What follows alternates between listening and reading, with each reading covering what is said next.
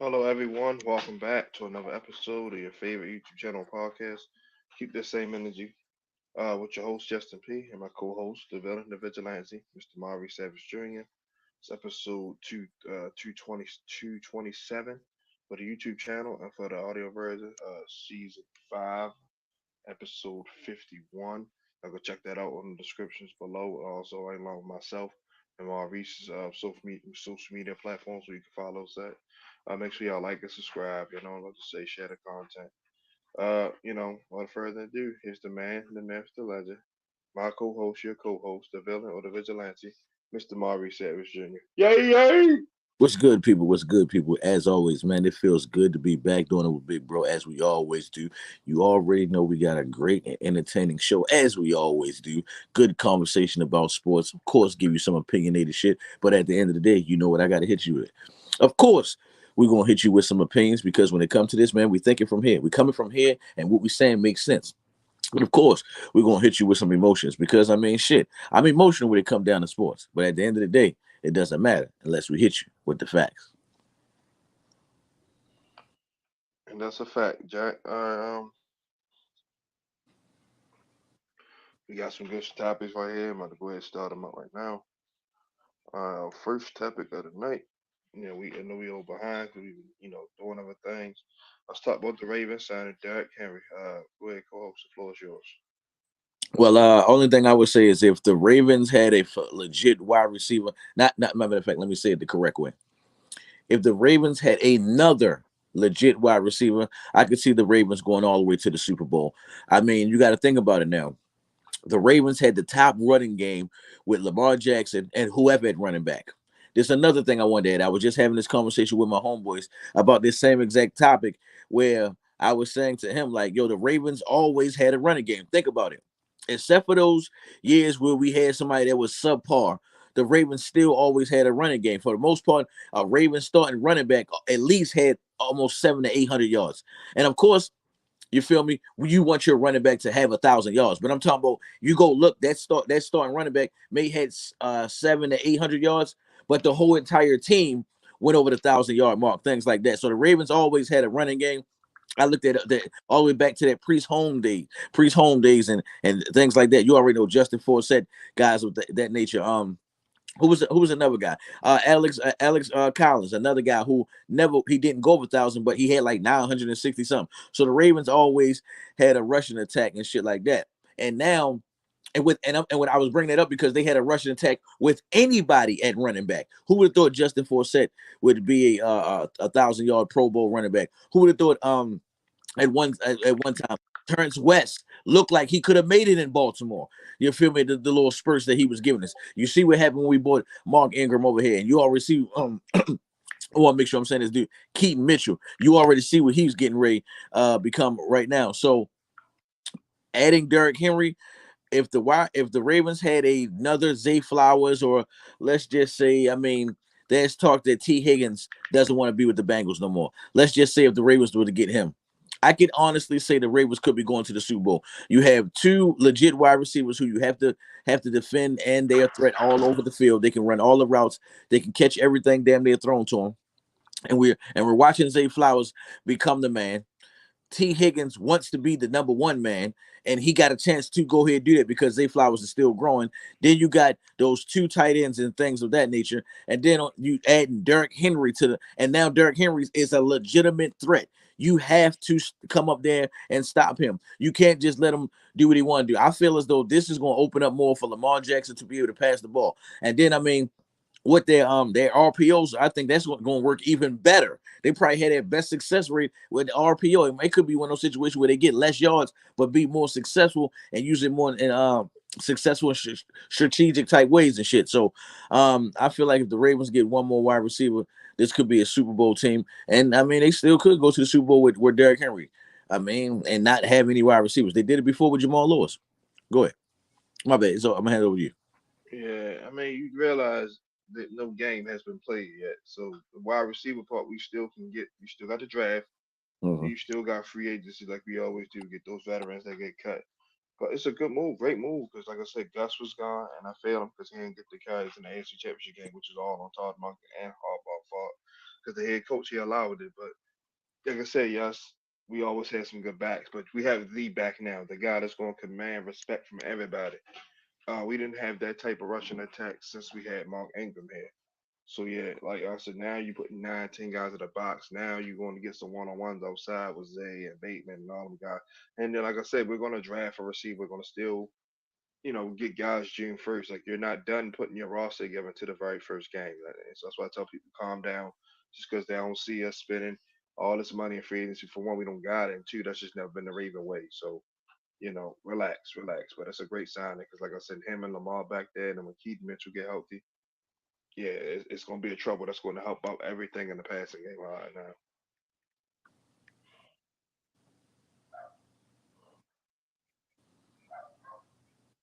Next one, Steelers sign Patrick Queen.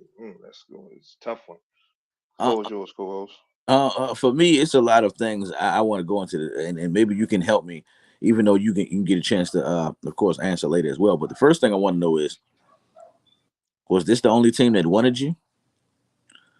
Was this the was this team paying you to be the highest paid linebacker or one of the highest paid linebackers?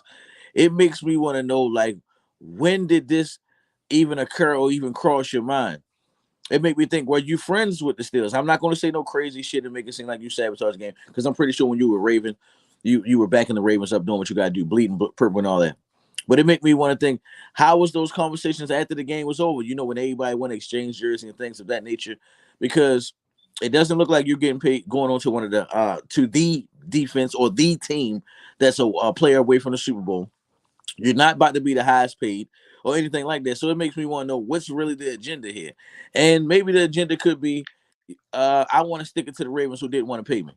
You feel me? I was here first. I got better every year. Um, and I was supposed to be the guy who was supposed to be right after CJ Mosley. And you didn't give me that full chance and opportunity. You fell in love with Roquan, and I feel like he stepped up just as much as Roquan did last year. For real, for real. They look like they was the best tandem in the league. It don't matter who I would take. But all I can say, it was a good move for the Steelers. I expect their defense to be even better. I'm gonna hand it over to you. He did it out of spite because it was reported to me that a lot more teams had offered him more money.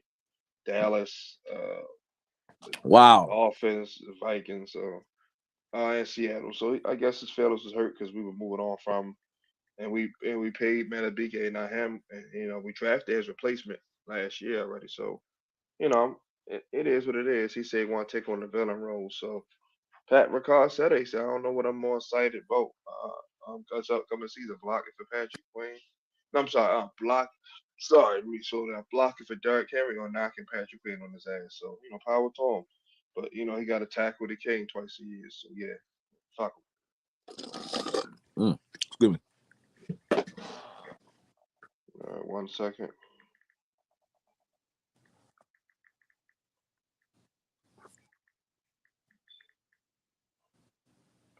All right, we go to the next topic. Trying to move through this a little bit.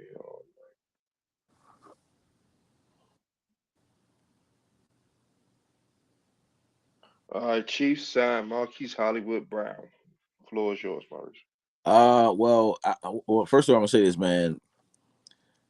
You speedsters that's coming to the Chiefs, get your job right and get your job, do it right, and keep your job. Um, it go to show you how much Tyreek Hill is somewhat not an all that receiver. This Tyreek Hill is one of the guys who he definitely is a top wide receiver because of his numbers, his stats, and this, that, and third. But in my book, I don't like that guy. He's not all that to me.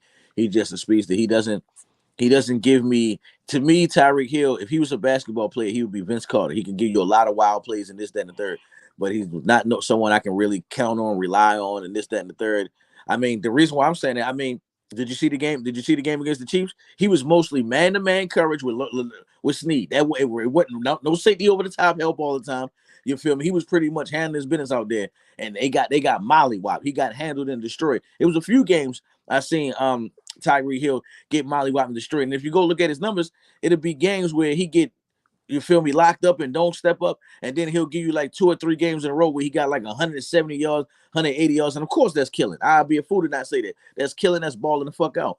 But I mean, he do be having those little things. But the reason why I'm bringing that up is, as far as the type of wide receiver he is, since he's been gone, they have won Super Bowls with 3 different speedsters that got his position.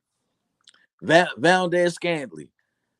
That was the Tyreek Hill replacement. Not Tyreek Hill replacement far as being the same wide receiver, but that speed dynamic, going deep, taking the top off. You did it with Hartman. You feel me? And then right now, you're doing it with Hollywood Brown. And here's the big difference.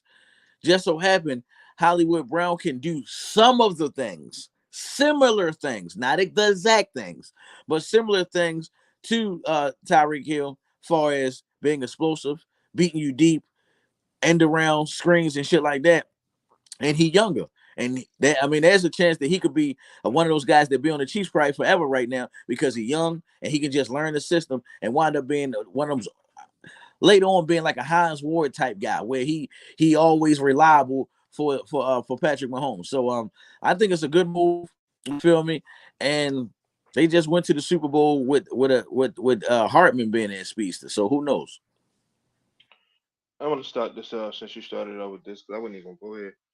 Bro, you entitled to your opinion. I'm not trying to sway out your opinion, but that you can't say Tyreek Hill was just a speedster because the band run every route under the route tree. Yes, the Chiefs are still winning. You know why they're still winning? Because they got 15, 87, and Andy Reid. But those guys did not replace Tyreek Hill. Just Mahomes is making them happen. They'll do. You know how many times they looked horrible out there because they didn't have nobody to throw to besides Kelsey. Tyreek Hill almost had 3,000 yards if he didn't get hurt. I'm gonna leave it at that. Marquise Brown, good signing, good signing. I was hoping we'd probably get him back. They signed him for 1 year, $7 million.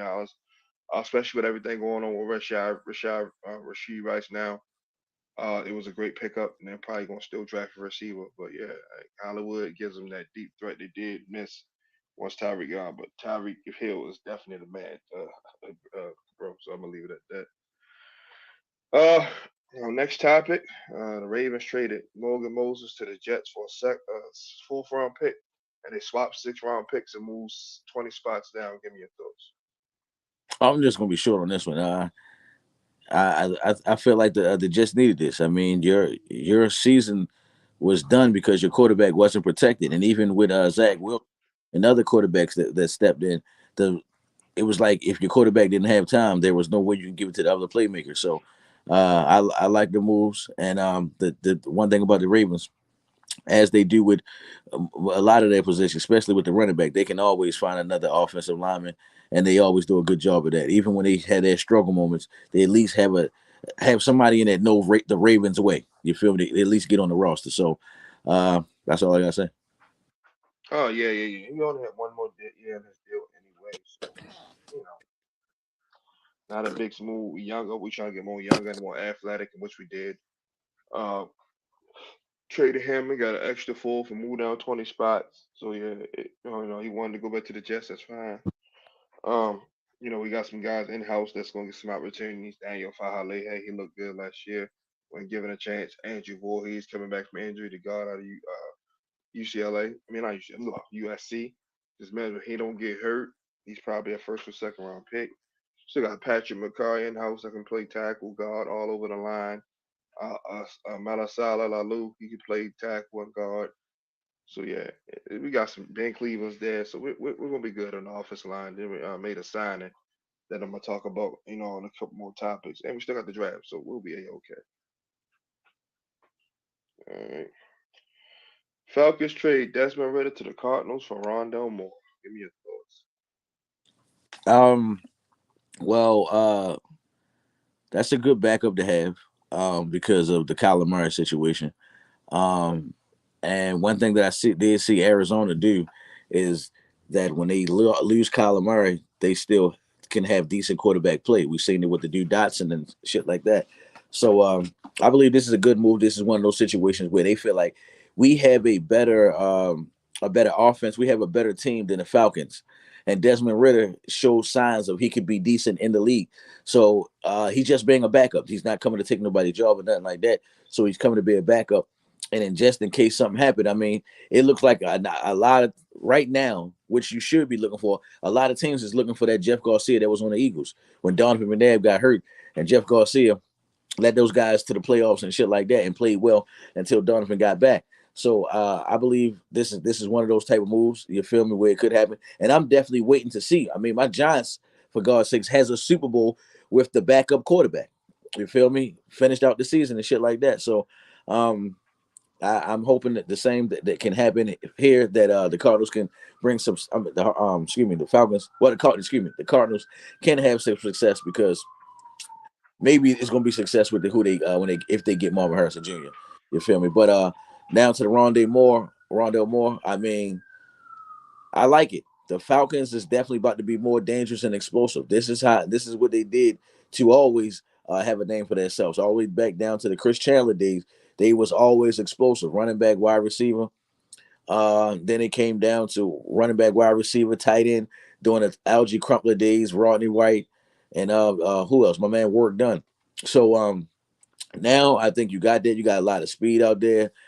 Kyle Pitts, of course, Drake London. You already know Kirk Cousins. He's going to throw that rock. So good running game, and then you got him. He and Rondell Moore is definitely versatile. Talking about a guy that can run the ball and catch the ball. So I like it. I don't think this going to push the Falcons anywhere where to be a Super Bowl contender, but it will definitely be exciting for Falcon fans. I'm gonna hand it over to you. Yeah, yeah, yeah. The Cardinals definitely made sure they got his insurance policy in case Kyler gets hurt again. He's been a little fragile lately. So yeah, Ritter, he didn't do too bad, but like the Falcons, like we're trying to compete in the winnable division because the Bucks won it at 9-7, and then the year before that, I think like 8-9 or some shit. So they get, they get Kirk Cousins, which we already talked about, and down they get Rondé Moore, another weapon. The team with Drake London, who else? They got Scotty Miller. Mm-hmm. They got Cal Pitts, B. John Robinson, and Tyler Algier. So yeah, it definitely helps the Falcons out a lot. The Falcons won this trade because Ritter was just going to be the backup. Now you added an explosive weapon there, and they might still draft a receiver probably in the second round. So yeah, it was a good trade for both parties, but the Falcons definitely got the better hand of because Rondell Moore is gonna make an impact right away. Whereas Ritter just got to sit there and wait for his chance. That's when I put it together a little bit. The Rams rebuilt that secondary. They Yeah. signed safety Cam Curl, Tre'Davious White, and cornerback Darius Williams. Give me your thoughts. Well, for first of all, shout out to for them signing Darius Williams back. I expect him to, and he was a little bit younger than Ramsey, so about 5 or 6 years. So I'm glad to see him come back. Nah, actually, nah. He actually older. Ramsey ain't he 30 yet. He 30, but Hold on. Darius is how? How? he's 31. Ramsey like 27, 28. Oh, he 30. Oh, all right, all right, all right. So hold on. Yeah. Yeah, he was. This is the same Darius I'm talking about. I think I liked him because I think he wasn't a. I don't think he was drafted or something like that. That's what I think it was. But he was, yeah, he was one of those guys that was a bum and then worked his way all the way up to the top. Okay, all right, all right. Then I take that back. That's exactly what it was. He was a guy that was trash, worked his way up to the top. Had a great season. You feel me? I think like 2 seasons in a row he played good. One had like he led the team in interceptions his last year in the Rams. Wanted some money, so then he left and went to who was it? Oakland. That shit didn't. My bad, Jackson. Nah, Jacksonville. Yeah, Jacksonville. That didn't plan out. Because he was actually supposed to have been kind of what replacement Ramsey, supposed to be something like the AJ Boyd, and it didn't cut it. They nowhere near was the same secondary that was a huge secondary back in the day. But I believe he came back here, coming back to a system that he knows. He'll definitely be the lead guy, and they got some hitters that just came over there. And I definitely like the Cam Curl because I stuck too much on the corner. Cam Curl, I think he a vicious guy, great hitter, great tackler, 74 tackles last year. You feel me? One forced fumble, one sack, one interception. So I mean, I think this is going to be a revamp, hard hitting defense for real. I mean, you gotta do that, but I want to see how the matter of fact, I think the Rams do have a D tackle that was killing this year as well too. So I'm just looking more into the Rams. You feel me for right now, but overall, this is a good pick. I love anytime you can build your secondary. Yeah, man, they needed it because they said it was just Kobe Durant and those guys to Davis, Holly, Thomas. Then you bring over Davius White, Cam Curl, Darius Williams, who's already been there. So like I said, yeah, they probably could still use some edge help, but I do like the kid they drafted last year. The fuck is his name, man, the kid, Byron Allen, whatever the hell his name is. Mm-hmm. Brian Allen, yeah. So he got him. He got a couple. So they just add some beef there on the outside linebacker and then sign another middle linebacker, some guys up there. But like I said, it's definitely gonna help them out because you got Debo Samuel, Kittle, DK Metcalf, and all those guys in your division. So it was smart. And you probably gonna have to see Marvin Harrison Jr. most likely since Hollywood is gone. So yeah, it was definitely smart to revamp that secondary better. All right, now our next topic, one of the best we have seen in our lifetime and probably of all time, announced his retirement. Aaron Donald is now retired officially. Take most of retirement after that Super Bowl, but he's officially retired at the 10 seasons. Man, so give me your thoughts. Where do you think he ranks all time amongst defensive tackles and defensive players? All right, defensive players of all time. I got him at second. I'm sorry. I don't care what nobody say. I never pick anybody over LT. Um, the fact that he was doing the same exact thing. I think a lot of people do be getting caught up in recency bias. You'll see a guy dunk over two people at the same time, and then the whole time somebody did it the same way in the 70s and the 80s in the same time. But because you just recently seen it, it's the best thing, and he's the only one. So, for a guy like Lawrence Taylor to win defensive MVP basically three times, two times in a row. To do it as a rookie, be the only defensive player to win MVP of the league. There has never been done again ever, not even close. Um, to win games, we talk about win games, and we talking about games where the score is 3-0. His sack was the score that the reason why it's 7-3. His forced fumble is the reason why they scored 8. Like they got a whole clip of how good Lawrence Taylor was as far as just showing this. Him being the reason why they won the game, going to plays where the offense is struggling at all, and he making plays in the game, getting them in field goal range, getting them in scoring range, and shit like that. So I definitely got Lawrence Taylor at number one, and then number two, I, number two, I want to go with Aaron Donald because I think Aaron Donald and J.J. Watt and Lawrence Taylor are only guys who win defensive MVP three times. You feel me? And to be able to get 10 sacks consistently, I think he probably only did it. He probably didn't do it maybe once or maybe twice, but to go consistently having 10 sacks every year at the D tackle position, you by far the best D tackle of all time. And I mean, to me, to call you the best defense player, it got to be your effect on the quarterback and the game. So I gotta give him that because I mean, anytime you getting double teamed like that consistently, you feel me? Every game, every moment, triple team, double team, quadruple team.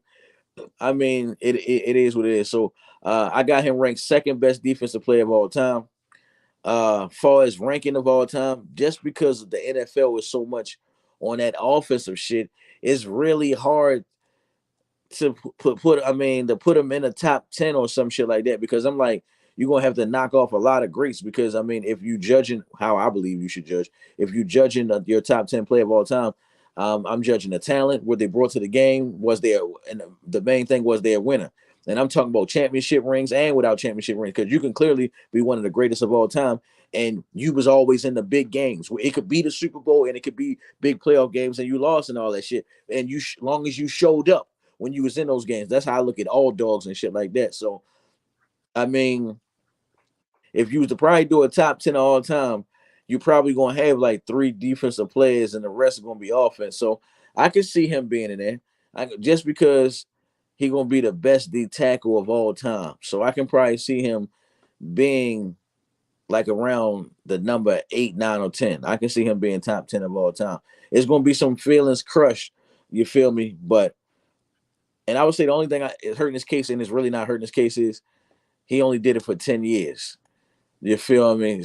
So I mean, but I mean that's it is what it is. He to me, he the second best defensive player of all time. And yes, if you was to ask me where I have him ranked, I would have him ranked in the top 10. Like I said, the top 10, it probably would only have three defensive guys. Lawrence Taylor for sure. I don't know who the other person was, but I know Lawrence Taylor and Aaron Donald would definitely be in the top 10. Yeah. I was just talking about defensively. I wasn't talking about overall, but yeah, that's Okay. good that you added that. Yeah, it's definitely a huge loss for the Rams first and foremost. Wish him the best for retirement. Had a great career. He did something in 10 years that a lot of guys don't even do in 20. So, he like I said, everybody's not gonna play 20 years. He played 10 years. That's a great the average career is 3 years, so he did that times three. It was as an exception, a three-time defensive player of the year, Super Bowl champion. I don't know how many all pros and Pro Bowls, but yeah, over 100 sacks. Mm. Oh man, so yeah, definitely defensive tackle was definitely number one in my opinion. Like I said, then you got Warren Sapp, you can go J.J. Watt, you can go Alan Page, all them guys like that, Mean Joe Green, and so forth, John Randall. But yeah, definitely AD at one. All time defensive list, I'll put him at four. Because I'm gonna go Lawrence Taylor at one, Reggie White at two, Ray Lewis at three, Aaron Donald at four. I feel bad about my list because I totally fucking forgot about Ray Lewis because yeah, all time my top three favorite defensive players of all time is Lawrence Taylor, Ray Lewis, and Charles Woodson. They my top three. But yeah, go ahead. My bad. Yeah, so that's it right there. And like, the Rams are gonna definitely try to replace him best they can. But definitely 99, wish you the best in retirement, man. You earned it, big fella. Hmm. We about to close up with a couple more topics so we can get up out of here and watch these college games. Kenny Pickett get traded to the Eagles. Give me your thoughts. This is a good backup, and like I said, everybody's trying to find that Jeff Garcia. This is perfect. You feel me? Kenny Pickett. You know you're getting a second chance at life. You're getting another paycheck, even if it is a backup. You hoping that you don't have to get out there in the field, and you hoping that you ain't got to get out on the field until you basically old enough. When you like 28, 30 years old, and you know how to play football now, you're not gonna put up great numbers, but you're gonna do enough. You feel me to get over the hump and get wins and shit like that. So, I mean, it's a good signing, a good backup. I'm gonna hand it over to you. Yeah, like this 2020 draft class, we just talked about Ritter getting traded. Now he gets traded. The only one that's still on their current team is Malik Willis. That's crazy. Like, and he was the picked last, wasn't last, but he out of the three, he was picked last. Sam Howell just got traded. So that draft class is like those quarterbacks. Only one of them still on their current team. So it was like Mm. that 2001 quarterback draft class. It's gonna go down probably one of the worst of all time. Probably worse than 2013. But the Eagles just want a good insurance policy in case Jalen gets a little hurt because how he played with the touch push and he runs and stuff like that. Because Mariota, I don't know where he's at, but yeah, it was just a good insurance policy, and he don't gotta go for it. Going from Pennsylvania, going still in Pennsylvania, going from Philly to Pittsburgh, so like basically, he's just going around the corner. Hmm. So it was just a good insurance policy. That's all I really got to say for that. All right, the next topic. Who's the best available free agents in the NFL right here that you got your eye on? Who you think, and that you still think can help some teams out? It don't matter what the position. Um. It don't matter what the position is. Okay. Broncos. Justin Simmons. To be real, for my rate for my Giants to lose. Xavier McKinney. Yeah. Come on. Come on, man. Come That's on, big. man. That was tough. That was tough. Yeah. Just go ahead and get him. I mean, him and Jason Pinnock would work perfectly together. There Oh, is Pennock. My man Jason Pennock. Yeah. Pinnock, yeah. I mean, it's rumors that we try rely on Belton and all that shit because he definitely played good. But I felt Belton only played good because of the position that he was at. He was at the Yeah. position that he was at because we had Xavier McKinney and Pinnock. Hmm. So I'm just saying, I definitely would love to see him on the Giants. So I'm going him. Stephon Gilmore, he hasn't signed with nobody yet, right? Not to my knowledge. Yeah. Stephon Gilmore is another person out there. I think somebody could go ahead and get that guy for cheap. You feel me right now? Why he out there? Because it's teams out there that can use a corner. I mean, shit, hell, I would love to see him in New York because it's rumors that we try and get rid of Dory Jackson. You feel me? So he another dude.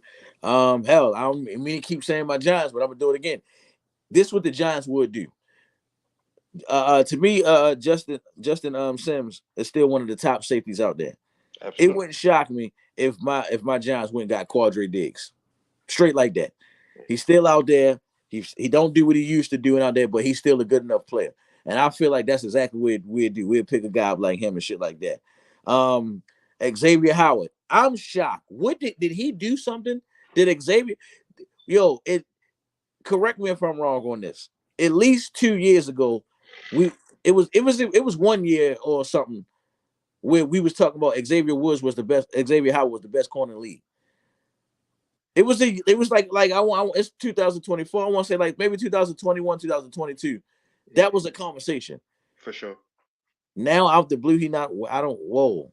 Okay. Um. Who else? Jamal Adams. I can see why he's about to be out. Why he's out of there is because you feel me. But there's another. It wouldn't shock me if my Giants would sign him too. I'm going to the bottom of the totem pole. And hold on, is J.K. Dobbins here free agent? Yep, he visited with the Chargers last week. I'm just naming him because he on here, but I don't. Micah Hyde. I ain't gonna lie. I'm shocked at him. I'm shocked. Tyler Boyd. I don't, It's a lot of good weapons out here. I can't wait to see who these guys. Mike Thomas. I can't wait to see who these guys go to. I forgot Michael Gallup. That's another good wide receiver. Yep. Yeah, I can't wait to see. Go. I'm gonna hand it over to you. I can't wait to see what's going to happen. Yeah, like you said, Justin Simmons, he can help. He can go to Seattle because they got like I said, Jamal Adams and my man Diggs Padre both not there, so they need somebody to play safety.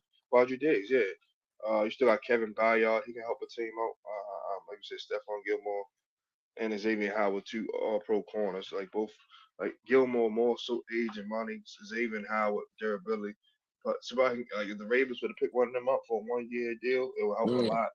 Will help a lot. Will help a lot. Cause right now, corner situation is not at best. Cause once if Marlon get hurt, you just got Brandon Stevens, and everybody else got question marks. Alvin Davis and all them. So then we also lost Clowney, so we need some edge rushers to bring back Kyle Noy. We got Emmanuel Ogba there. Carl Lawson. There's plenty of edge rushers out there. Then you got offensive linemen out there like Dalton Rosner, Kyle Beck, and Lakeland Tomlinson, Andrew Pete, Cody Whitehair. So it's plenty of talent out there. Michael Gallup, Tyler Boyd, DJ Chalk. So it's definitely a lot of talent out there that can help a team. All right, our last and final topic, and we'll wrap it up. Yeah, since Monday, we're gonna try to have a super long show. We gotta get up. Uh, give me some Hold on, maybe I don't want to fuck this up. One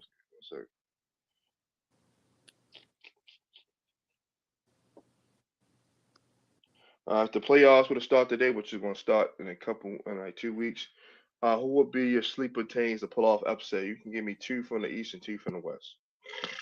Sleeper team to pull a upset. Wow. Well, first off, I was going to say this. My whole answer was going to be the Oklahoma City Thunder. I feel like even though they playing at the high mark and they got the best record in the league, to me that's still to me considered a sleeper because I mean anybody could be like, well, the Clippers can turn it on and beat them. The Nuggets might be the one to turn on. Don't let them get a chance against the Lakers.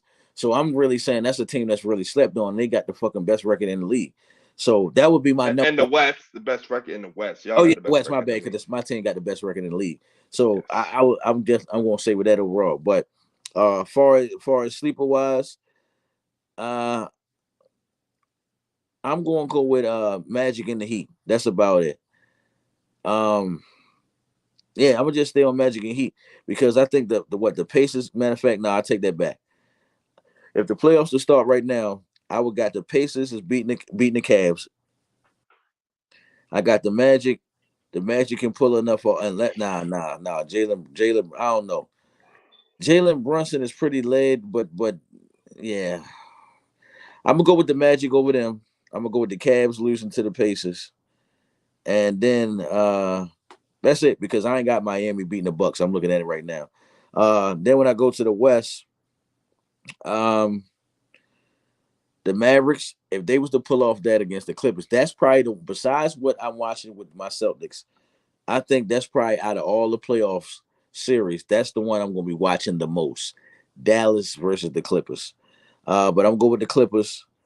Um, I don't know what Cat Williams is done, right? You only got two. You only got two, Maurice. You only got two teams with East Conference, so it didn't take long at all. I No. don't know. I'm not sure. I'm not sure if he's done or not. Oh no, I'm going with the Mavericks, and I was going to say the Pelicans over there. No, matter of fact, I'm gonna say the Timberwolves. I think Anthony Edwards might show us something, and he probably get them boys to the Western Conference Finals, and that's it. Uh, for the East, I'm gonna go with the Magic. They're young and energetic, and I'm going with the Miami Heat because of that experience. The West, the Mavericks, like you said, and then possibly the Clippers. I'm sorry. I mean, I'm tripping. The Mavericks, or and possibly the Pelicans against the Timberwolves because they got the bodies for Zion on them, so they're my sleeper teams. Mm-hmm. Well, everybody, great show, great show. Thank y'all for tuning in. Um, you know, sorry we haven't been recording. We've been hit and miss. You know, Marvin's got a new project going on. They be talking. He talked about it last time we was on here. So we definitely gonna try to get y'all on Mondays for sure, for sure. We're gonna do some mock draft stuff next week, next show. Along whatever Maurice want to talk about. That's it for me, man. Let's enjoy this my final four, these women's and stuff like that, and NBA games and the men's stuff starts already. Go ahead, co-host the thing. Oh yeah. First of all, I've been riding Kentucky forever, but I ain't gonna lie. Alabama basketball, baby. Alabama basketball, baby. That's all I'm gonna say. You can find me on Facebook. My name is Maurice Savage Jr. Can't find me on there. You can find me on Instagram. I_am_the Pharaoh. Hey man, it's DB life or no life, man. Roll Tide. Yeah, definitely. Like I said, UConn. Y'all know what it is. You see, we got the women's going handling business tonight, and we got the men's going handling business on Saturday. We're gonna get it. This is gonna be the first time in a minute that we won this championship in both sides in a minute. Like I Mm, said, Gino said it, man. He said, man, I'm still I'm still the person that beating women's basketball. So, he said they can sleep on me all they want. You know, he got all the gold. He ain't lying. And like I said, we're gonna handle business against Alabama, and then bring on Purdue, whoever. Because like I said, we're on a mission. We're beating folk by 30. Everybody have an amazing Monday night. Good Come night. check out Talking Ravens all day, every day Thursday. We're gonna do rest our Ravens mock drafts and stuff like that. As we count down towards the draft, we're basically 3 weeks away. So yeah, have an amazing night. I know what I'm about to say. Be great on the way to the figure eight and always. Always remember the hashtag KTSC. From your host Justin P and from my $1 million co-host, the Vigilante. Our co-host, your co-host, Mr. Maurice Savage Jr. We'll see y'all next Monday around 7:15, 7:30ish. Like I said, Maurice gonna have some good topics for us. And in the mock draft, he'll probably send them to me once we finish. We Yeah. love y'all guys and we're out.